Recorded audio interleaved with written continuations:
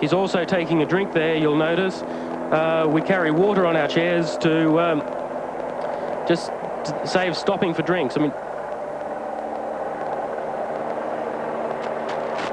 yes, and the amazing thing is how light these chairs are. I believe you could pick them up with one finger. As we pick up the leading women, coming up to halfway point. Yes, we're following some of the slower athletes at this stage.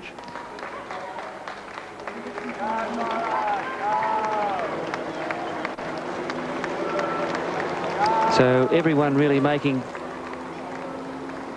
sure they're producing their best effort here today in these quite pleasant conditions, as Jim Knaab has opened up a sizable gap. We believe it could be a match-winning gap now. It'll take a Herculean effort to peg him back, and he's really powering on. So the women now coming up for their halfway turning point, and Louise Sauvage and Connie Hansen still having this great two-way battle. Yes, I think Louise and Connie are going to be together until the finish, and it'll be interesting to see whether Louise's form in the sprint will hold up. I mean, Connie is the one with the stamina and Louise is the one with the speed, so it's going to be quite a race for the finish. Louise has a big advantage in many respects because she's racing in the Australian summer.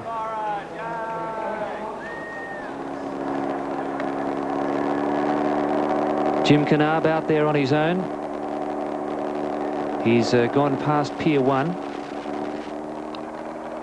and now heading up towards Darling Harbour. He'll complete the hairpin turn and then pass most of his opposition on the way back.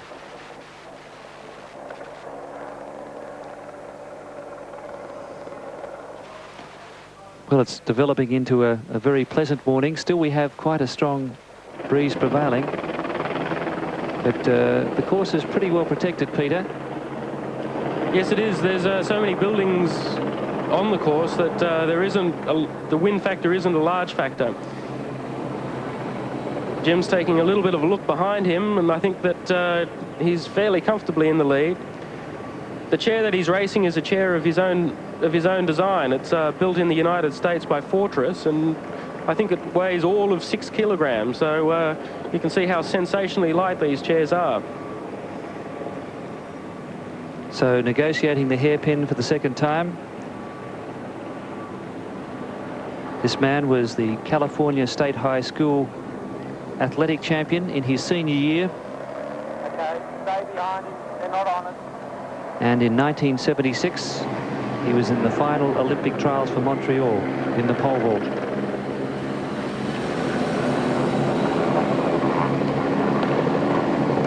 He started racing in 1980, and 1 year later, he won his first major race, the Honolulu Marathon.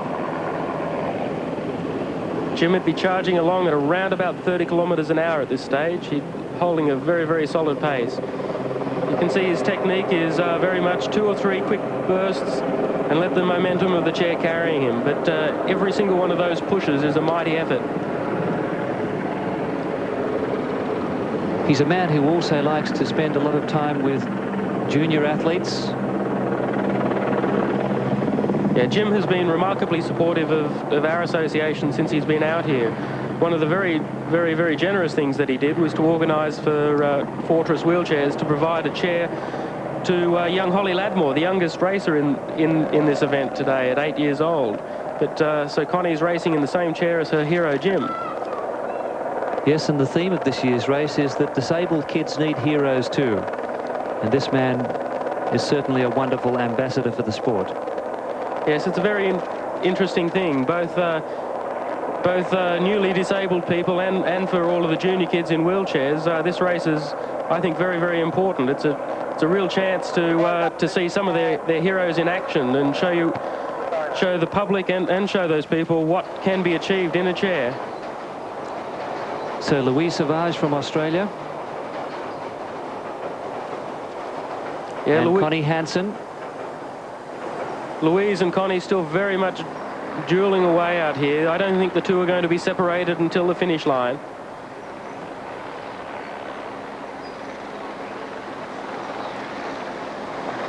And Jim Knaap just passing the two leading female competitors on his way back to the finish.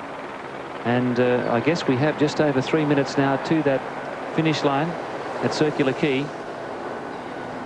Gap of the gap about is 150 metres. The gap's a very substantial gap. Yes, this is Ernst van Dijk in second place, and George van Dam is following through behind him.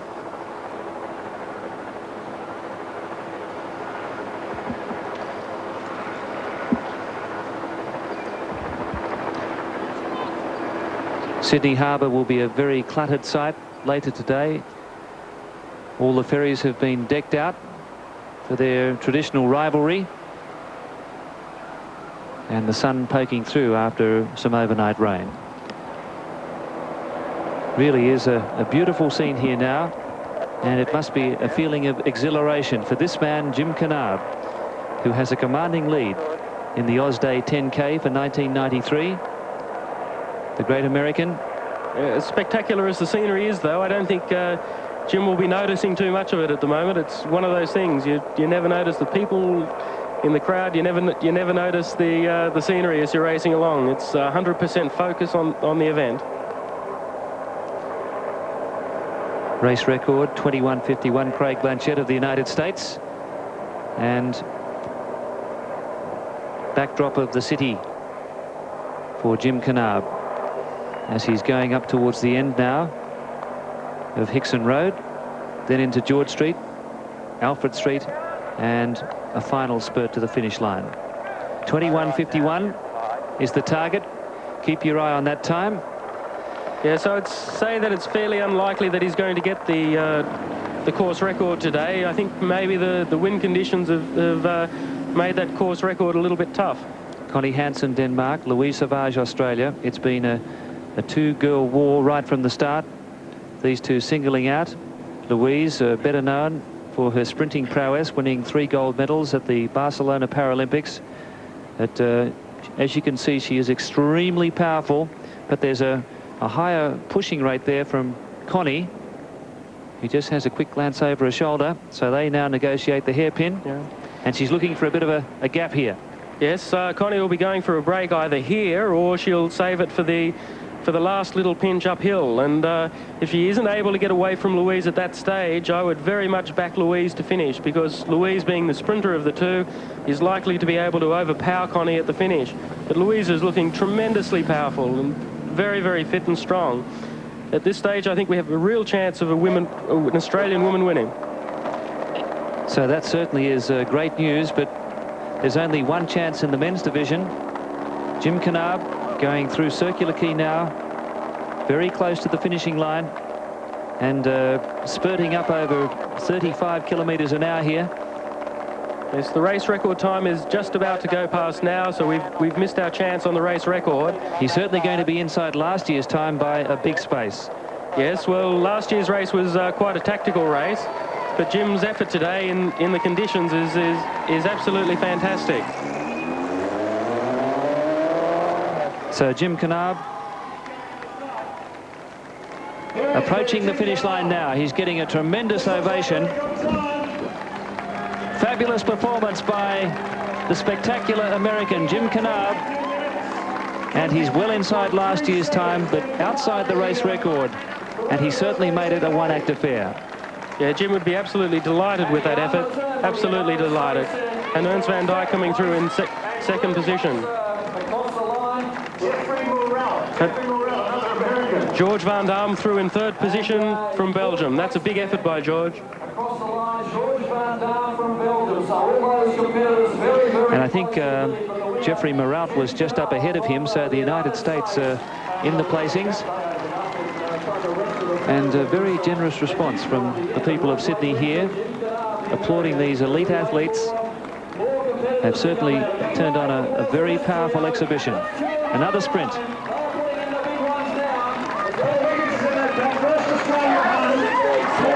Paul Wiggins Higgins, the first Australian home. Number 6 there. And that's a very good effort by him. That's a big effort by Paul. It'd be interesting to see whether he went in under his time from last year. Paul's a great athlete, and well done. I mean, Jim just put the pressure on too early today. So now the race in two between these two outstanding world champions, Connie Hansen from Denmark and Louise Savage from Australia. Who's going to have that final sprinting ability? Well, they're coming up to the hill, and this will be the make or break for Louise.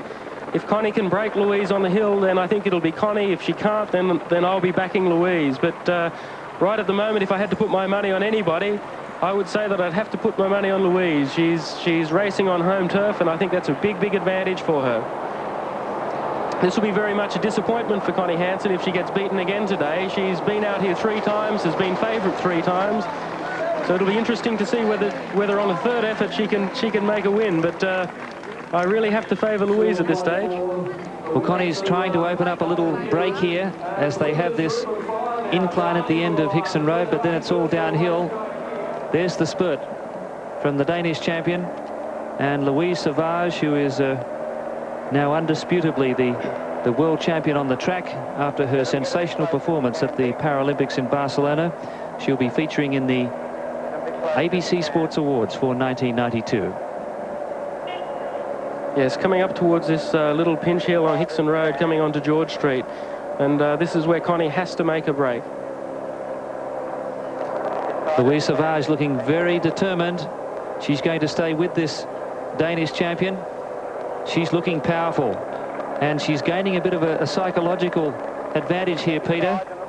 Yeah, I would say a very strong psychological advantage. The fact that Louise is going away from Connie up the hill is testament to her strength and endurance. She's just in great form. I don't think Connie can win it from here. Well, has she broken her opponent here? Connie struggling a little bit as they go over that crossing. Louise feeling very powerful, confident and strong here. Connie trying desperately to stay with her. This is going to be a wonderful finish. Well, it could be interesting tactics here. If Connie can get into Louise's draft, it can make, which she has succeeded in doing, she can be the one who can take the break. But Louise, the fact that she's taken that psychological advantage coming away over the hill, I think has all of the hallmarks of a winner for this year's race. And this will be the first time that an Australian athlete has won a major section. But let's not count out chickens before they've hatched. Race record for the women's course is 24 minutes 47, held by Jeanette Jansen. So it's going to be very close. They look as though they'll be outside that. Yes, they'll be a little bit outside. Again, the wind conditions have obviously slowed down the athletes.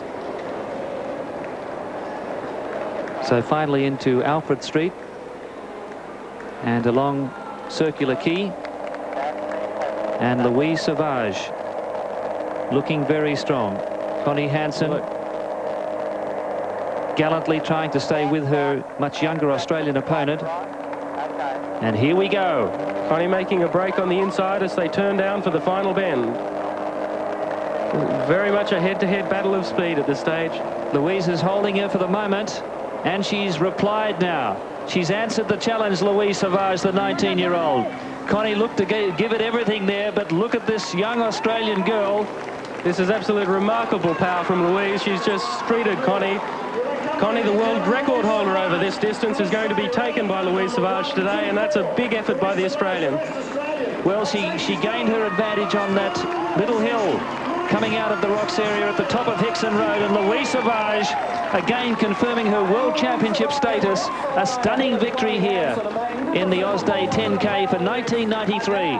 Well done, Louise. We're really proud of you. This is the first time an Australian has won one of the big sections. That's great news for Australia.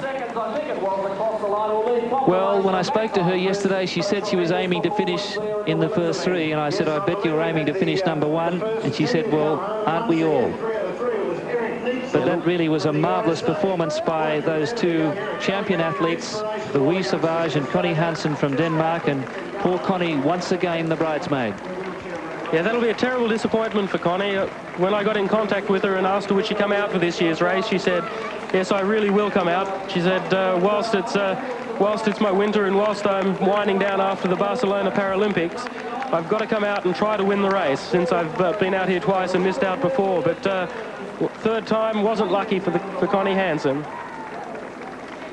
And what a triumph too for Coach Jenny Banks. And I guess it'd be almost impossible to talk to her at the moment. She'd be so thrilled. Yeah, Jenny, I think, would have probably pretty mixed feelings at the moment. I think she had high hopes for Paul Wiggins in the men's section, but the thrill of Louise winning will be a very, very big thrill for Jenny. So outside the course record in both the men's and the women's divisions, but what a thrilling race it was by the ladies. They certainly took centre stage for the second part of the race as the American Jim Canard streeted his rivals in the men's open. So the famous city skyline, and just out of sight in the foreground, the Sydney Opera House. Let's go down to Karen Tai, who's with the men's race winner. Jim, congratulations, a fine result today. There was a bit of wind. How did you find the conditions? I didn't notice any wind. I just kept my head down and went as hard as I could. Conditions were fine. The weather was good. Was it always your intention to lead virtually from the start, because that's what you did? It's the way I like to race. It's the way I had a successful year last year, was just going from the gun as hard as I can. A lot of people get really confused with what the other athletes are doing, and I like to just go as hard as I can. So I was lucky that I did that today, because I got a really good gap at about halfway through, and I flatted again in the same place I did last year with about 1.5 miles to go, and I was so disappointed I was going to drop out, but it was amazing, because right then I was passing little Holly Lattimore. She was going the other way, and she encouraged me to keep going. So with 1.5 miles and a flat tire, I still was able to win. Feel good about that. That's something, just through reading reports on you find very important. Holly, you are one of her heroes, and that's the whole theme, that disabled kids need heroes as well for this race. Well, I think everybody needs a hero, you know, and I'm just a kid at heart, so Holly's my hero too. She's incredible. She just got this chair the other day and has wheeled about 15 kilometers in it all day already, and she just keeps going. It's amazing. So I get a lot of inspiration from her as well. Jim, congratulations on today's win, and we hope to see you back next year. Thanks, I'll be back. Thanks. Yes, Jim Canard, wonderful ambassador, and little Holly Lattimore slept with Jim's helmet for 2 weeks apparently last year when he gave it to her and when he had to withdraw from the race. And Jim turning in a marvellous performance here, really giving his rivals no chance. And to think he did it, Peter, with a flat tire. Yeah, Jim, as I said earlier, takes quite some risks with his equipment in terms of absolutely taking it to the optimum. He would have used very lightweight tyres and with a very high pressure. Performing with a flat was just exceptional. It's quite an effort. Second place getter now with Karen Tai. It's Jan Matern, again another American. It was American 1, 2, 3. Did you guys get together before the race and plan this? No, we didn't plan any strategy. Americans are pretty independent, and we don't really go for the team strategy like a lot of other countries do, and that type of thing. But we just worked hard, and we might have had some races a little later in the year, and some other people have, so maybe we're in a little bit better shape. But we stay pretty fit, so Jan, you came 8th here last year. Right. What went right for you today? I started on the right row this year. Last year they put me back on the 5th row, and it was kind of tough to break out of the pack and get up to the leaders. Pretty much impossible. And I had a fair shake at it this year, and I've been pushing pretty well. Got a new racing chair. So that helps a lot. I'd like to thank the Sheraton, though, and Qantas for flying us out here, and All Metal Products of Australia. Okay, well, thanks a lot for your time. Okay. We'll let you cool down, and we'll get on to the 3rd place getter. Another American, as I said, 1, 2, 3. It's Jeff Maralt. And Jeff, congratulations. Thank you. How did you find the conditions here today? Great. It was real nice. I was just saying it's a 1, 2, 3 to America. Did you think it was going to end that way? No, I didn't think I would be in the top 3, but felt good. First lap felt real good. Second lap was just hung in there. Tried to catch you on, but couldn't do it. Jim said he had to go the last K&a-half with a flat tyre, Yeah. and to finish in the time that he did, it just shows how far the technology, it seems, of these wheelchair racing varieties have come. I mean, how far has it come? Oh, it's changed a lot. They've changed. Well, 3 years ago they weighed anywhere from 23 to 28 pounds, and now they're anywhere from 13 to 17 pounds. I know road racing is fairly new to the public here in Australia. What's next on the cards for you? Let's see. A couple races back in the United States, in Florida and California, and a couple in Washington State. Okay, congratulations Thank again. you. We'll let you cool down. Back to you, Gordon. Yes, maybe a race to a few celebratory drinks for the Americans, and a barbecue being held under the Harbour Bridge just a little later on this morning. But sparkling scene here at the start-finish line of the 1993 Ausday 10K. And yes, I think the point made very strongly there, without the support of Qantas and the Wentworth Sheraton, there wouldn't be any international race. No, that's absolutely right. Our sponsors are very, very helpful throughout the year. They support us in so many different ways.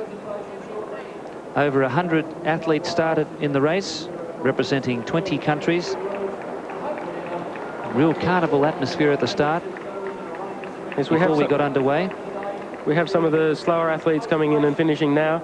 But for these guys, finishing the distance and going for personal best times is just as important, and they'll be pushing it out flat out to the finish. Yes, well, these athletes coming in round about the 35-minute mark, and unrelenting all the way to the finish. South Australia just blitzed across the line, another youngster. We also saw 173, Alan Ashton. Alan Ashton, 173, just coming in. All the corners of this great country. At around about this stage, we'll also be seeing some of the quadriplegic athletes finishing. The quadriplegic athletes do really quite sensational times around the 27, 28 minutes, and that's a tremendous athlete, a tremendous effort considering that. The list of sponsors just goes on and on. What a great event! Well, a wonderful performance by Australia's 19-year-old world champion Louise Sauvage. Back to Karen. There's anything you can't do. You go so well on the track and here on the road. You won the junior title last year. Did you think that you'd come up with a win this year? No, I was just hoping to get in the first three, perhaps. You had such a great rivalry with Connie Hansen in Barcelona. Was she the one you were targeting today? I knew she'd be pushing